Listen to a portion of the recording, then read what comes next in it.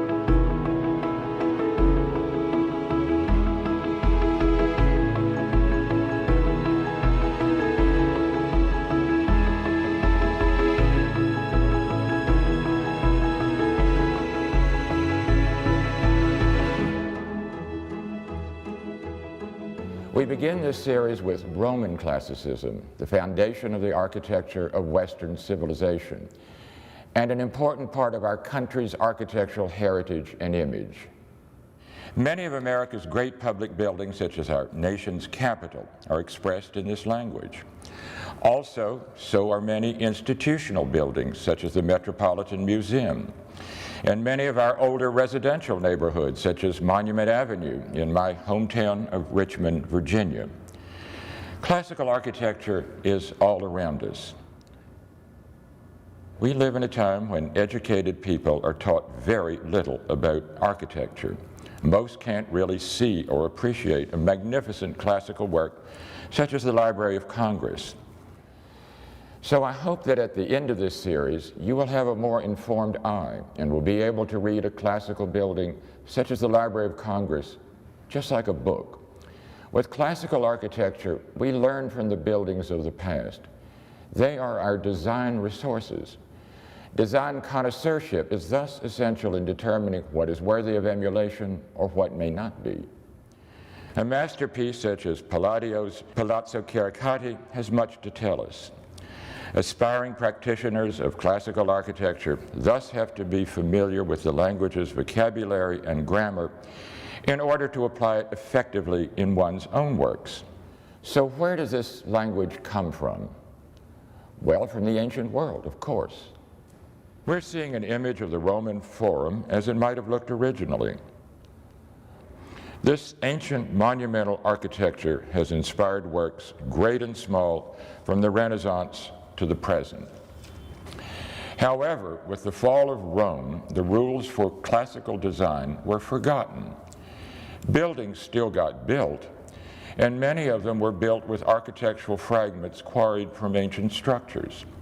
This early medieval arcade is made of salvaged ancient columns and capitals with no attempt to match them correctly, with no understanding of classical design principles. This arcade is architecturally illiterate.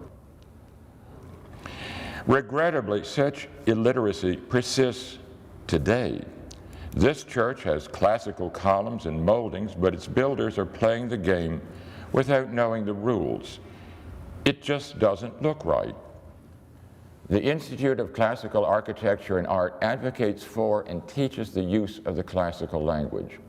To do that, we have to understand the language's basic elements. The relearning of ancient Roman culture occurred in the Renaissance. It began with the study of Roman literature, philosophy, history, and sculpture. The Renaissance also kindled interest in ancient ruins. But Renaissance architects were at a loss on how to design new buildings using or reusing the classical language. That is until an important discovery. The discovery was an ancient Roman treatise on architecture by an architect named Vitruvius Pollio, who lived during the time of Caesar Augustus. Vitruvius's text survived as a medieval copy with no illustrations. It was discovered in 1414 by a Vatican archivist in a monastery in Switzerland.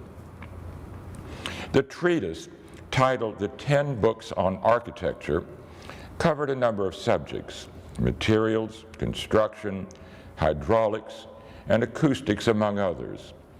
But most importantly, it contained an explanation of the fundamentals of classical design. These included detailed explanations of the elements and proportional systems of the orders of architecture, the different types of columns.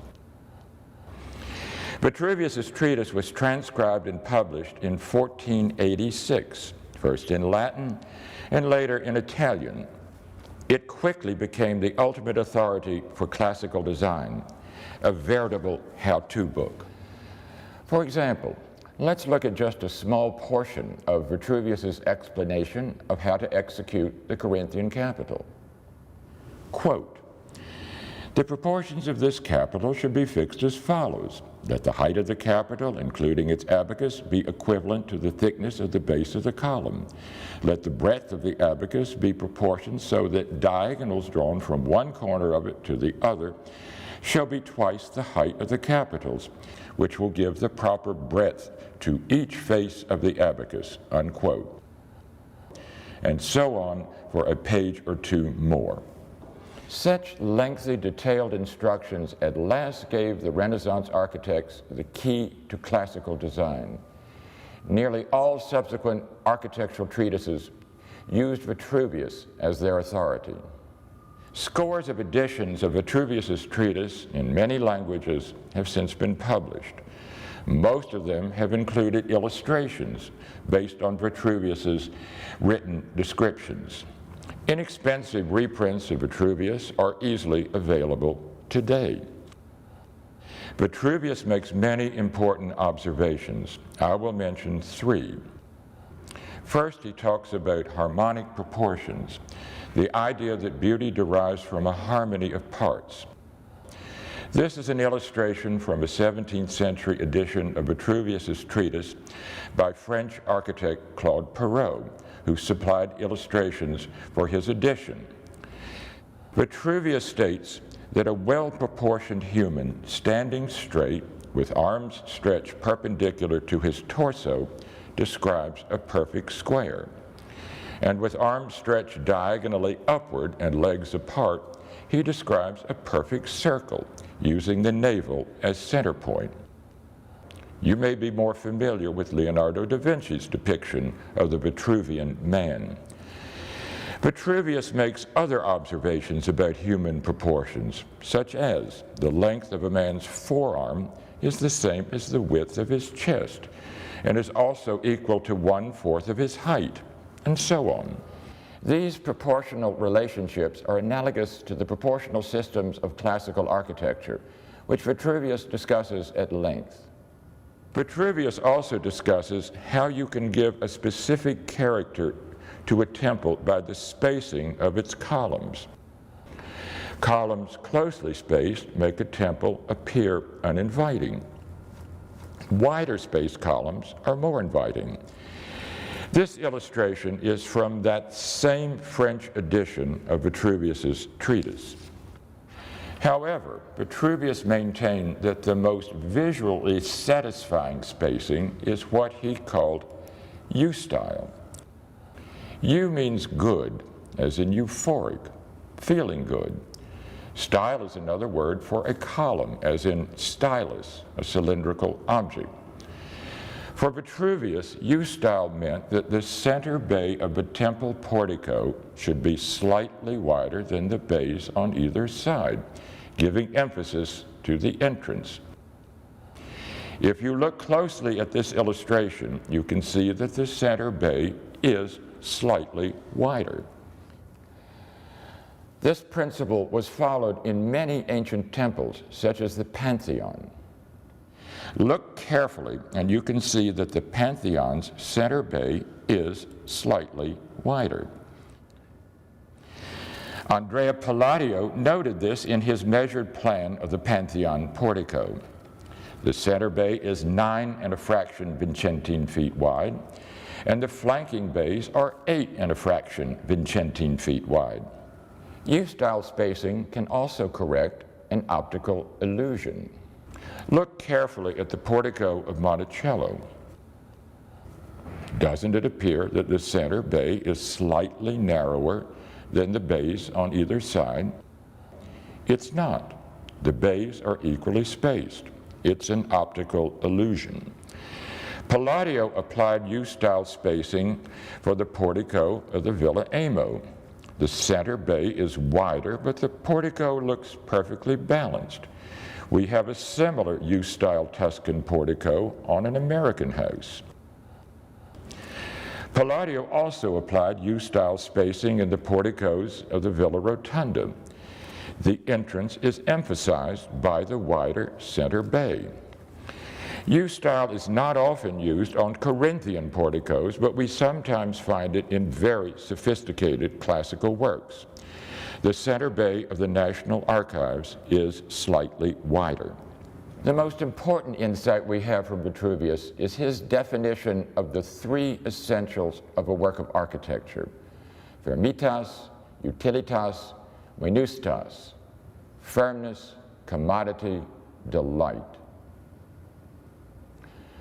A work of architecture must be firm, that is, structurally sound. It must be commodious, that means it must adequately serve the function for which it was designed. And it must offer visual delight. It must be beautiful. Okay, let's look again at this scene of the Forum. We see lots of columns. Where did the Romans get this type of construction? Well, from the Greeks. The Greek temple of Hera at Paestum in southern Italy dates some 500 years earlier than the Forum's buildings. Like the Roman works, the temple's dominant feature is its columns. But we also see that the temple is structurally very elementary. Simple post and beam construction. Something vertical holding up something horizontal. Also, such Greek temples were primarily an architecture of the exterior. Generally, only the priests went inside. Religious ceremonies of sacrifice were normally held outside in front. We'll take up the special qualities of Greek classicism in the next session. But in contrast to the Greeks, the Romans were great engineers. They were the original interior decorators. This restored view of the interior of Rome's Basilica of Constantine displays an extraordinarily rich interior. Basilicas served as public gathering places and courtrooms. It was important for them to have grand interiors. We also see in this image huge round arches, vaulted ceilings, and a semidome. They were Roman developments, architectural forms made possible by an important invention: cast concrete. The outstanding example of ancient cast concrete construction is the dome of the Pantheon, the dominant element of one of the most sublime spaces ever created, a triumph of engineering and design. The panels or coffers in the dome were not only decorative, they served to lighten the weight of the dome. This type of architecture inspired numerous great spaces, particularly in the decades around 1900 in what we call the American Renaissance. A prodigious example is Washington's Union Station, a masterpiece of Roman classicism. Now, when we look again at the Forum, we note that not all the columns are structural.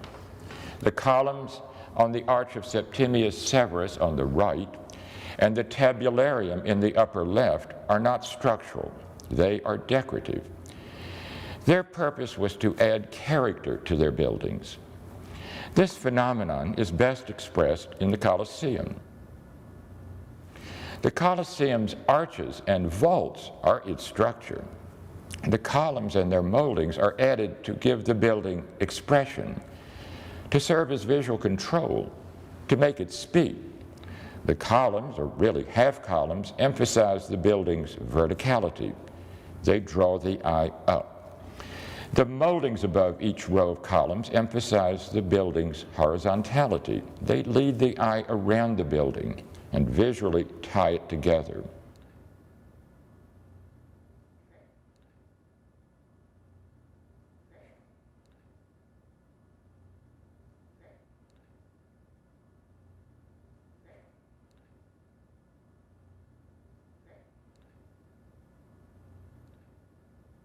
The use of classical columns or orders to give character and expression to buildings is seen in thousands of examples. The classical embellishments of this college library serve no other purpose than to lend the building a dignity of appearance, to signal that it houses an important activity. Strip off the embellishments and the building would resemble a power plant. It would have little visual delight. Thomas Jefferson said that man has an innate sense of beauty. We may not know why a building is beautiful, but we know beauty when we see it. This simple courthouse was designed by builders who had worked for Thomas Jefferson and from whom they learned the proper use of the classical vocabulary.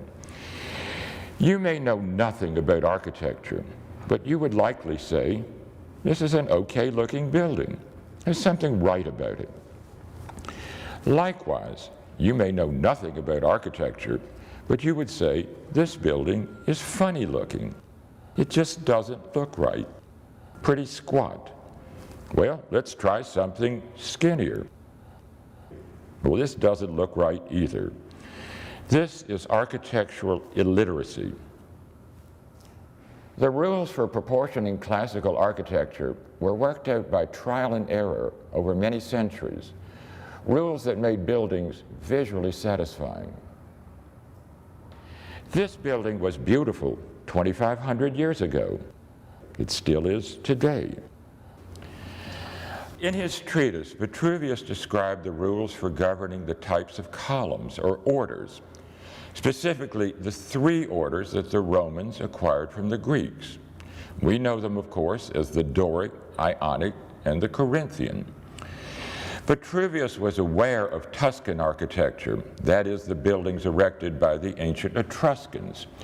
But since the Etruscan buildings were wooden structures and had all disappeared by Vitruvius's time, he didn't include the Tuscan order in the architectural canon. Nor did he consider the composite to be a separate order. The Romans regarded the composite as an enriched version of the Corinthian order.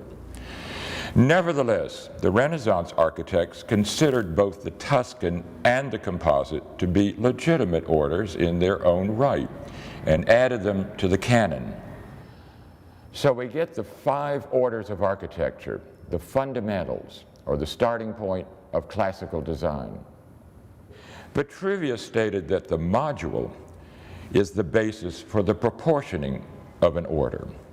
The module is the diameter of the lower portion of the column shaft. The module is the standard by which the rest of the building's parts are measured. Each part is so many modules or fractions of modules. The columns of each order generally range from 7 to 10 modules tall. The entablatures of each order, or what the columns hold up, are generally around 2 modules tall. Each order has its own system of modular proportions. This illustration shows fairly typical modular systems. However, they can vary.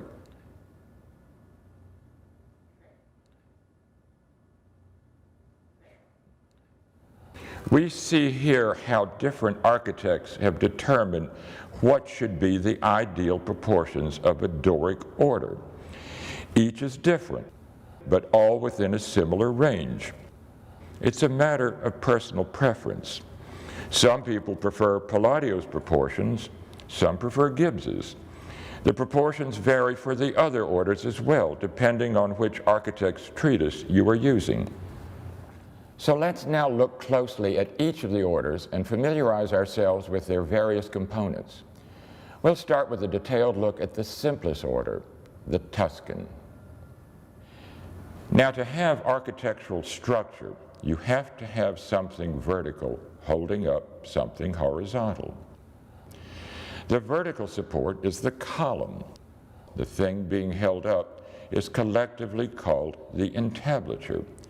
The term entablature comes from the Latin word tabula, meaning a board or plank, from which we get the Italian tavola, or table. The entablature is divided into three main parts: the cornice, frieze, and architrave. The group of moldings at the top collectively make up the cornice. The term cornice derives from the Greek word korounos, meaning curved. It's where we get the word crown. Below the cornice moldings, which I'll talk about in a moment, is a wide band called the frieze. We get the word frieze from the ancient area of Asia Minor called Phrygia. Phrygia was noted for making richly decorated long bands of cloth, hence frieze. Below the frieze is another band called the architrave. The term architrave is composed of two words: arch, a Greek prefix meaning chief, as in archangel or chief angel, and trave, from the Latin word traves, meaning wooden beam. So the architrave is the chief beam or the chief structural element of the entablature. The architrave can be either plain or composed of two or three overlapping bands called fascias. Fascia is a Latin word for a band or a bandage. We have two fascias here. Okay, let's now return to the cornice. At the top we have an S-shaped molding originally serving as a gutter and commonly called the crown molding. You can buy yards of crown molding at any building supply company. The S-shaped curve in the crown molding is also called a cyma curve. Cyma comes from the Greek word cuma, meaning curvy or billowy, as in cumulus clouds, which are billowy. A fancier term for the crown molding is cymation. Below the crown molding, we have a narrow fascia, and the underside of the fascia is the soffit. Soffit derives from the Latin word suffigo, which means to fasten beneath. The underside of a window or doorhead is also called a soffit. From suffigo, we also get the word suffix, which is an ending fastened to a word. Beneath the soffit, we have some moldings that collectively form what we call the bed moldings. Think of them as being embedded beneath the soffit. The Tuscan bed moldings are the simplest. The top one is a convex quarter round called an ovolo, as in oval or ovum, meaning egg. An ovolo is sort of egg-shaped. It is supported by a cavetto, a concave molding. The term comes from the Latin cavus, which means hollowed out, as in cave. These cornice moldings were ultimately based on wooden construction. They served to encase the framing members between the roof framing and the top of the wall, as in this demonstration of a colonial American vernacular structure. Here we see crown molding, fascia, soffit, and bed moldings, just as in the Tuscan order. Now, separating the frieze from the architrave is a very narrow projecting band called the taenium, which is the Greek word for a ribbon. It's also the ancient name for a sweatband, as well as the medical term for a tapeworm. The Egyptians wrapped their mummies in yards of taenium, that is ribbon, not tapeworms. All right, we've covered the entablature. Let's now look at the column. At the top of the column shaft is the capital, from the Latin word caput, meaning head. It's where we get the term decapitate. At the top of the capital is a feature resembling a square board called the abacus. Now we know that an abacus is a bunch of beads on a frame that people use for counting or figuring. But in ancient times, Greek students were given a square board on which they sprinkled sand or dust, in which they used their fingers to write or figure. That board was called an abacus. It comes from the ancient word meaning sand or dust. So an abacus is something you figure on.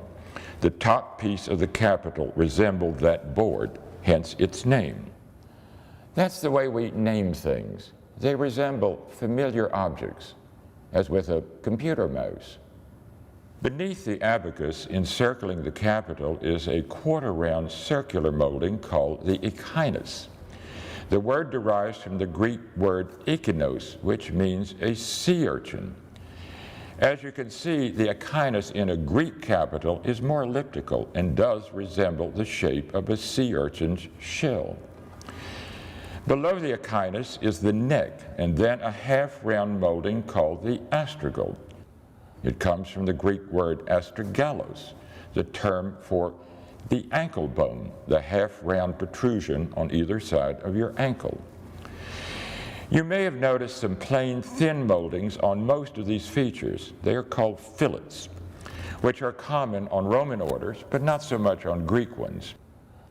The word comes from the Latin filum, meaning thread. So filum means something very thin, as in camera film, or a slick on water, or a thin piece of meat.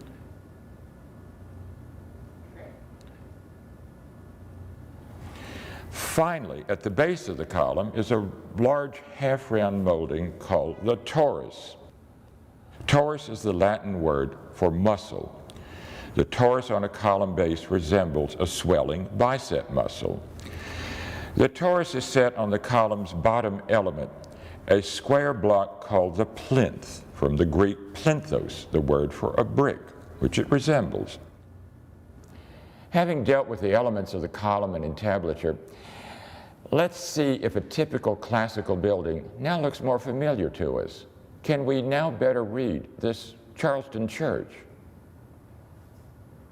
Starting at the top, we have crown molding, fascia, soffit, bed moldings, frieze, tinea, and a one fascia architrave. In the capital, we have the abacus, echinus, and astragal. And at the base, the torus and plinth.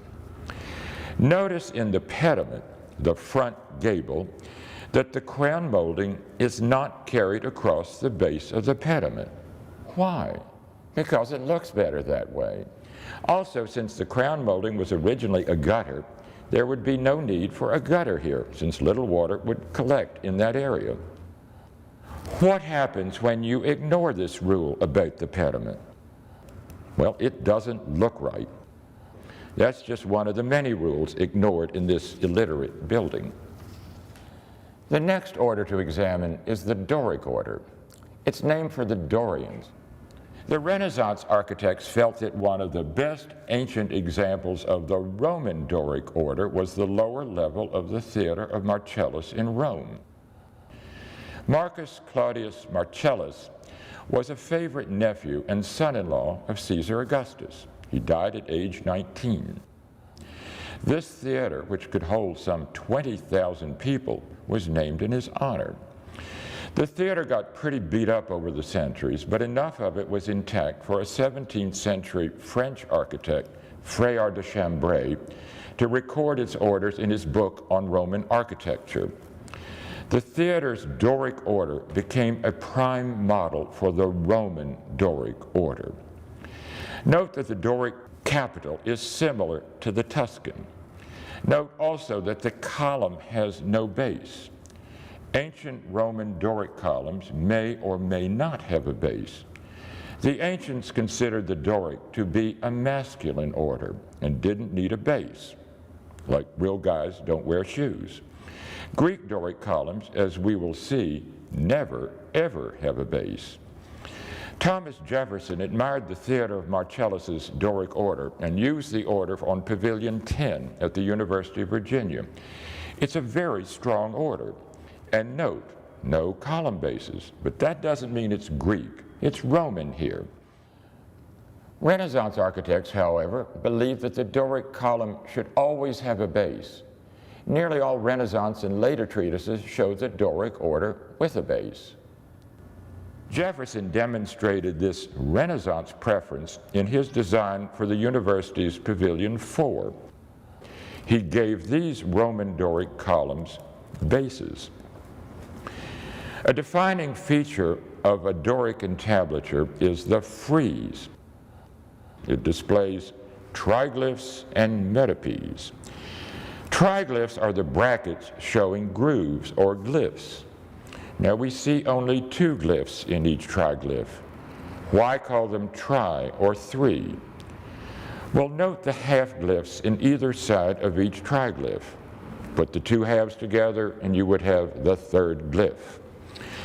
The spaces between the triglyphs are called metopes.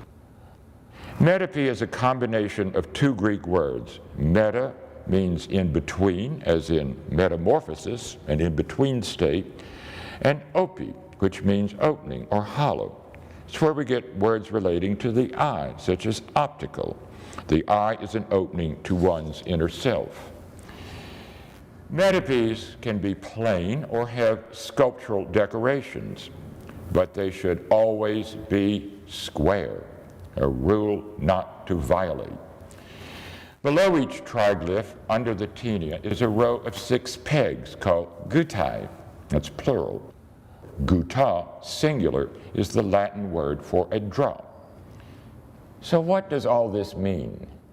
Scholars have claimed that classical architecture is a sculptural representation in stone of wooden construction.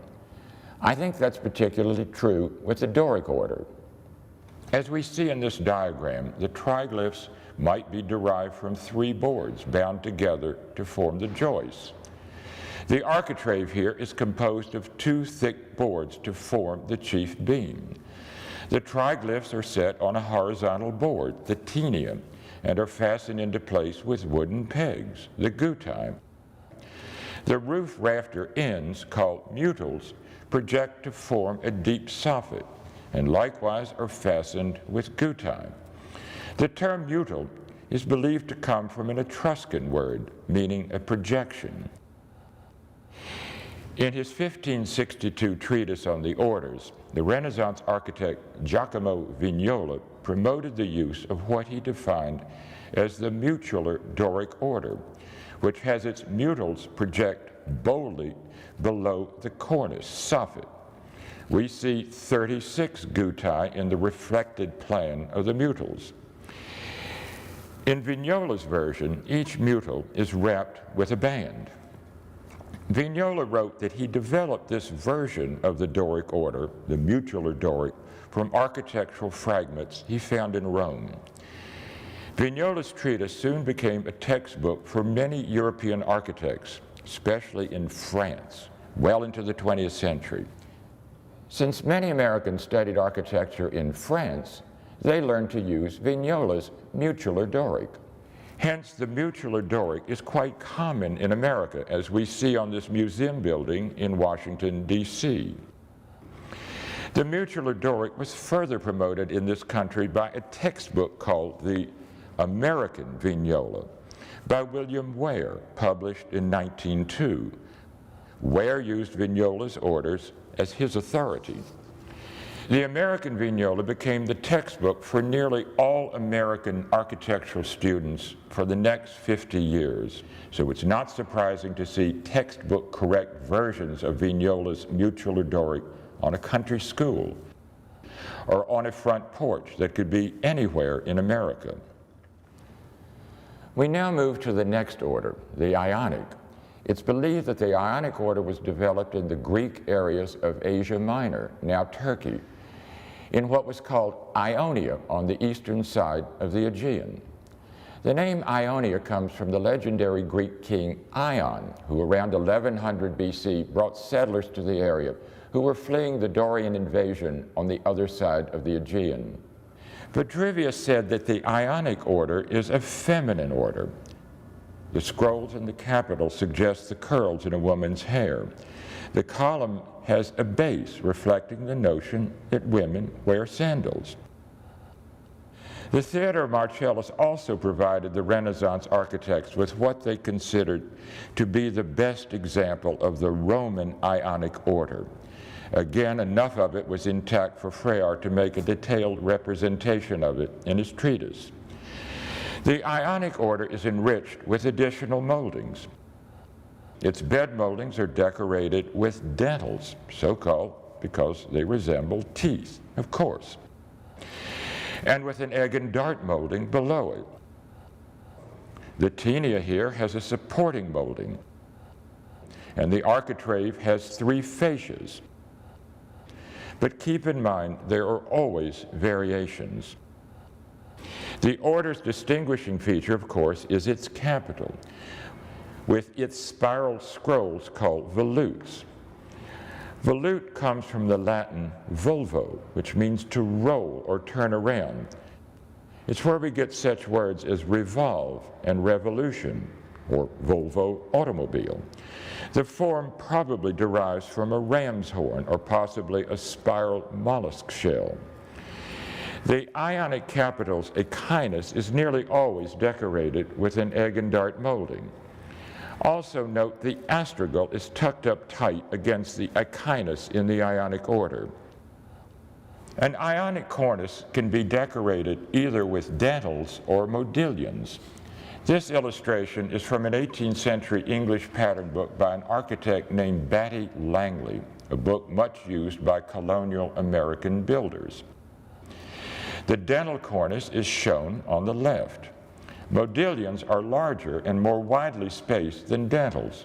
Shown are scrolled modillions, since their undersides are cut with an S-curve.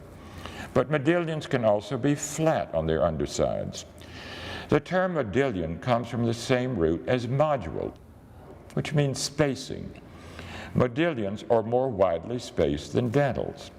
As with triglyphs, modillions and dentils symbolized wooden framing members.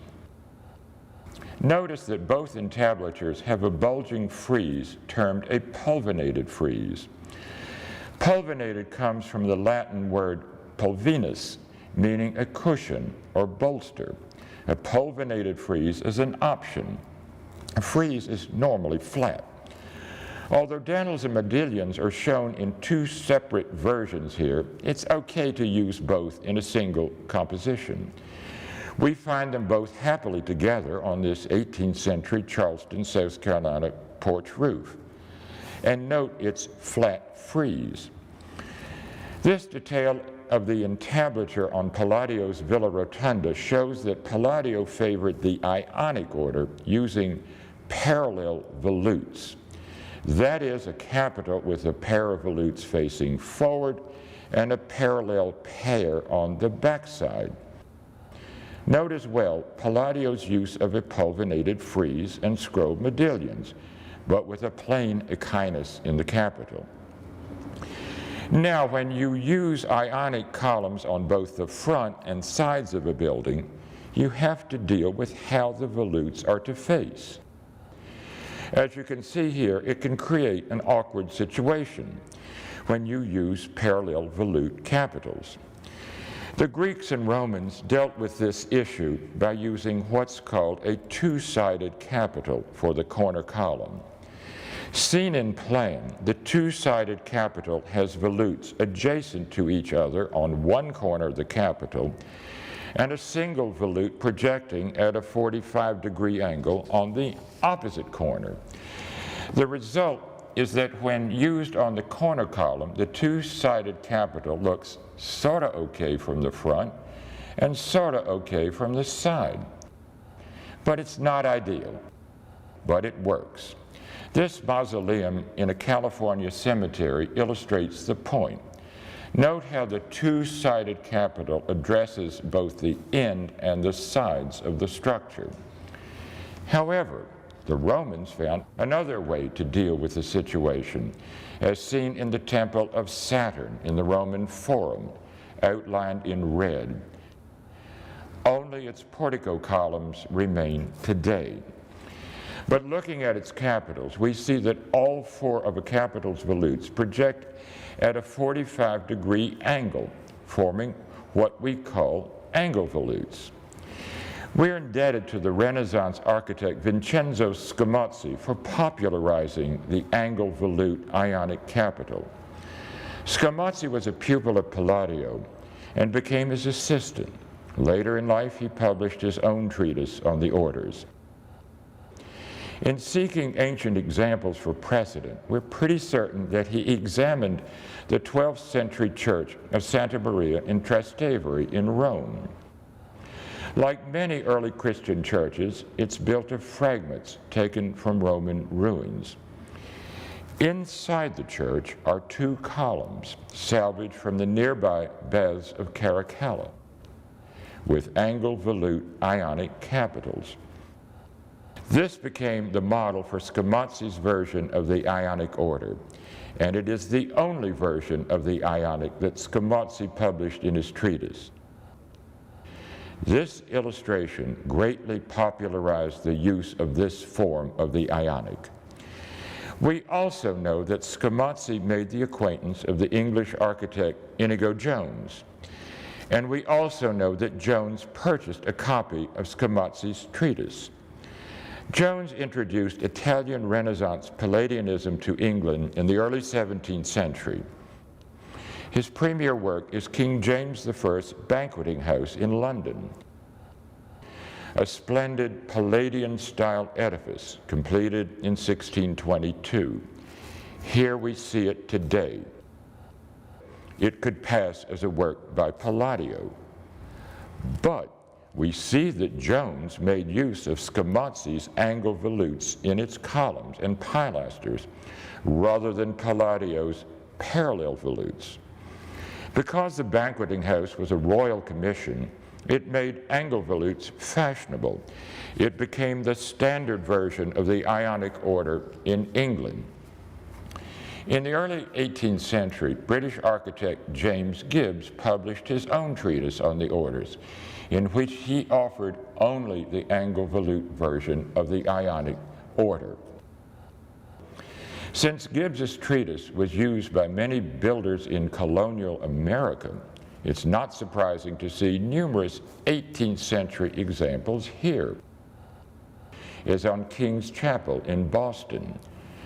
Later on, Thomas Jefferson was persuaded to use Scamozzi-type Ionic capitals on the Virginia state capitol because they visually unified the front and side columns. In the early 20th century, Scamozzi-type Ionic capitals became very popular for porticos and porches on American homes.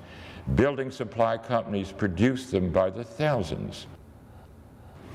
In my own neighborhood in Richmond, we OD'd on Scamozzi Ionic capitals. We now move to the Corinthian order. The Corinthian order is based on a plant, the acanthus plant. The acanthus plant thrives in the Mediterranean region. In ancient times, it was a symbol of regeneration and immortality. Every spring, its root vigorously regrows this lush-leafed plant. A charming legend recounted in Vitruvius's treatise explains the origin of the Corinthian order. It tells that in the ancient Greek city of Corinth, a freeborn maiden became ill and died before she was able to marry. Her grieving nurse gathered some of the young maiden's favorite possessions and put them in a basket and placed them on her grave as a gesture of mourning. Unwittingly, she set the basket on the root of an acanthus plant. The plant grew, spreading its leaves around the basket. An artist and poet, Callimachus, later passed by the grave and was so taken by the beauty of the leafy basket that he drew it and developed the image for the Corinthian order. And thus we have the Corinthian capital, swathed with acanthus leaves. We see a new Corinthian capital here in the process of being created by the artisans of Carrara, Italy. This is one of the new capitals being carved for the rotunda at the University of Virginia to replace the badly eroded ones dating from the rotunda's restoration of 1900. These were installed in 2017. Such artistry can still be done. Well, let's now examine the Corinthian order's distinguishing features. Each element of the cornice and architrave is enriched with decorative moldings. A carved acanthus leaf is usually attached to the underside of each of its scrolled modillions. Each of the four sides of the Corinthian abacus is concave and highlighted by a central fleuron or flower. The main body of the capital is enriched with 3 rows of acanthus leaves. Springing from the leaves are stems called calicoli, from the Latin word callus, meaning a stalk or stem, as in broccoli. Certainly not all Roman Corinthian orders were the same. As with the Ionic, there are many variations. We'll look at 2 of them. The first is a particularly interesting one, found on what has long been called the Temple of Vesta in Tivoli, although it is uncertain to which deity it was actually dedicated. As seen in this Piranesi engraving and a photograph, the temple ruin is picturesquely perched on the edge of a cliff, several miles from Rome. A distinguishing feature of its capitals is the oversized fleuron or flower on each side of the abacus. It probably is a stylized hibiscus blossom with spiral pistil. When we compare the Tivoli capital to a standard Corinthian capital, we see that on the Tivoli capital, the rows of acanthus leaves are compressed, shortening the capital's overall height. Note also that the flutes on the column shaft are squared off at the top rather than rounded as on the standard Corinthian. Modern versions of the temple's Corinthian are rare, but can add distinction to a classical work. A conspicuous replication of the order is seen on the Hare Building, a former bank building on Broadway near Times Square in New York. The order is also used for a colonnade in the Getty Villa Museum in Malibu, California. A modified version is seen in a stairwell of one of the mid-19th century additions to the Louvre Museum in Paris. It retains the distinctive oversized fleuron. Finally, an inventive adaptation of the Tivoli order decorates the pilasters of the Brooklyn Historical Society in New York. This demonstrates that if you're well versed in the classical language, it's okay to undertake a creative interpretation of an ancient motif while respecting its integrity. We'll look at one more variation of the Corinthian order. It's more subtle than the Tivoli version, but it's one that we should be aware of because its ancient source is one of Rome's most familiar landmarks, and its capitals have appeared in numerous classical-style buildings. The structure in question consists of 3 columns and their entablature, standing isolated in the middle of the Roman Forum. Piranesi showed them dominating his view of the Forum in his mid-18th century engraving. The columns were long thought to be the remnant of the temple of Jupiter Stator, or Jupiter the Steadfast. Scholars have since identified the columns as belonging to the temple of the demigod twins Castor and Pollux. Palladio recorded the columns in Book 4 of his 4 books on architecture, along with a conjectural image of the temple's elevation and its plan. We see his conjectural, but pretty reliable elevation here. A close-up of the temple's capitals reveals unfortunate but not unexpected damage. But a closer look at the central capital displays the capital's distinguishing feature, the intertwining of the central stems or helices. It's not certain whether this detail was used on other ancient Corinthian capitals, but the Castor and Pollux capital is the only one to have been published.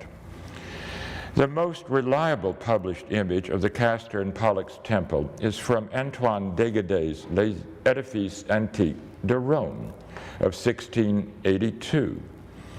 Dégadé was a French architect commissioned by Louis XIV to study Roman ruins. He personally measured all the architectural features he recorded, so we're reasonably certain of their accuracy. The Capitol is beautifully ornamented with the central intertwining stems clearly evident. Compared to Degaday's version, Palladio's published drawing of the Capitol is not as carefully depicted.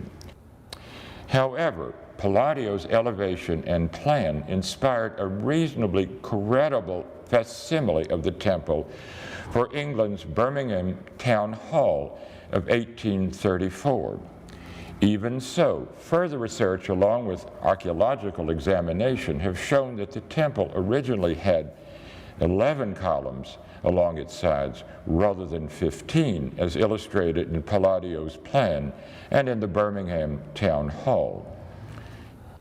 Perhaps this country's earliest use of the Castor and Pollux temple is found on the pilasters of Robert Mills's post office building in Washington, completed in 1842. The capitals are reduced by having only one row of acanthus leaves rather than the normal two. But the intertwining stems are clearly depicted. The building is one of Mills's rare uses of Roman orders. He's better known for his Greek revival works. Another mid-19th century example of the Capitol's use is on the Trinity Methodist Church of 1850, facing Meeting Street in Charleston. The church's form was inspired by the Maison Carrée, an ancient temple in France, which we'll see in a minute. The column capitals closely match Degaday's published image. A monumental use of the Castor and Pollux order is in the portico of the Museum of Natural History on the Mall in Washington. The capitals are beautifully crafted in light granite. Like the Trinity Church capitals, they closely match published images, except in both cases, the abacus lacks the egg and dart carving on its top molding and the foliage just below it. We should note that the Corinthian order, in general, was the favorite order for buildings throughout Rome's imperial period. The majority of the extant Roman ruins date from the imperial era, and the majority of the era's buildings use the Corinthian order. Roman ruins employing the Doric and Ionic orders are exceptionally rare. The Maison Carrée in France, seen here, is the most intact of all Roman temples. It was dedicated to the grandsons of Caesar Augustus. It displays the richest use of the Corinthian order from Rome's imperial period. The Supreme Court has a matchless dignity and monumentality. Ancient temples were designed to house gods. They were meant to command all. They did in ancient times, and such temple-like buildings still do today, especially when expressed with the Corinthian order. We have to be impressed with a building that looks like this.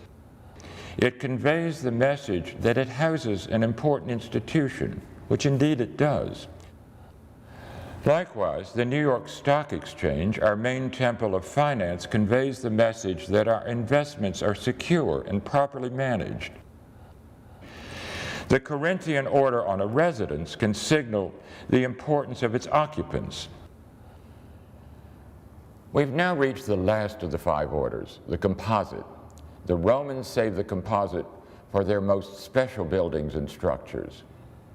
As its name implies, the composite is a combination of Roman Ionic and Corinthian orders. Its capital is very similar to the Corinthian, except that instead of helices or calicoli, its capital is topped by a fully developed Ionic capital with diagonal volutes resembling Scamozzi's Ionic. This, combined with the two rows of Corinthian-style acanthus leaves, makes the capital a combination or composite of the two orders, Ionic and Corinthian. The differences between the composite and the Corinthian are more apparent when the two orders are placed side by side.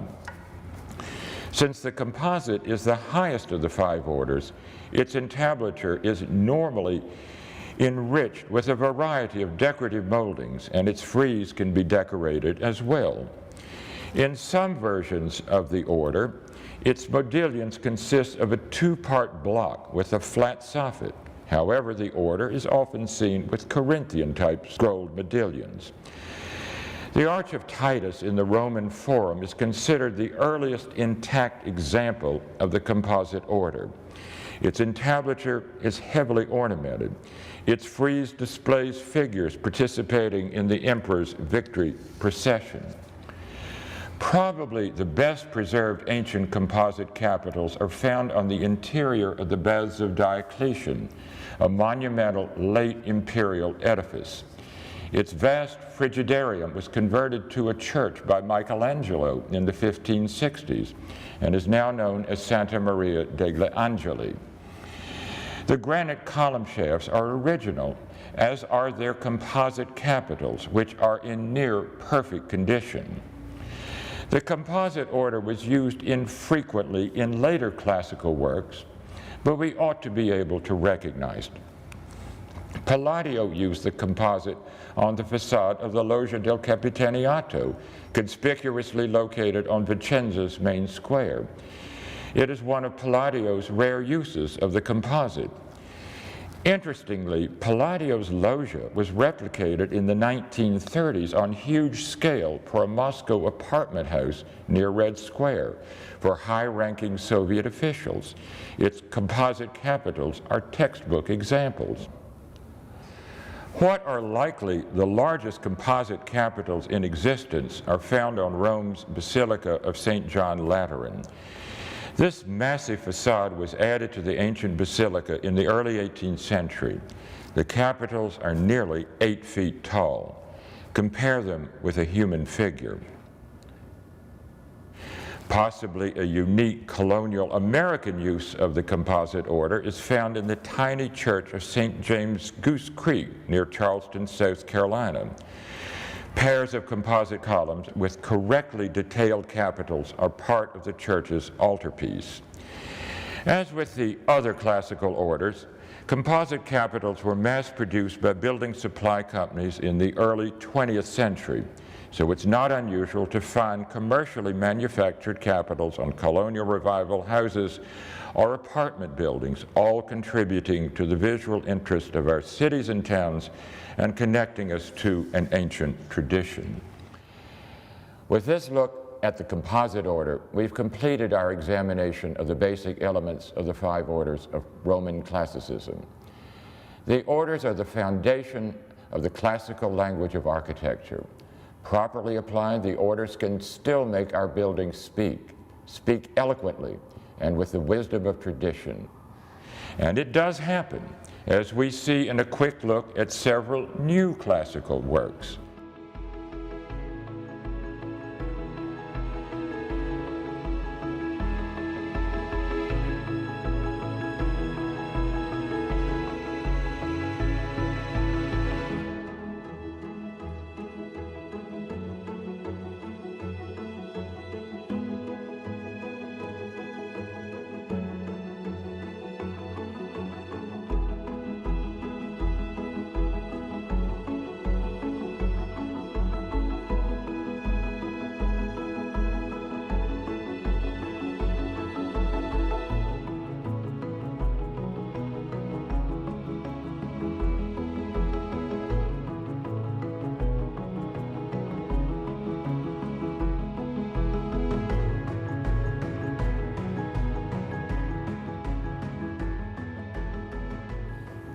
These and many other examples of new classicism demonstrate that the classical language of architecture has validity for today and can add beauty and variety to our built environment. The Institute of Classical Architecture and Art is dedicated to keeping the language alive and to promote its use according to design principles perfected centuries ago. In concluding this session, I think we should be grateful to the Romans for giving us such inspiring architecture to emulate. So thank you, Romans, and thank you for joining us in the first of this 4-part series.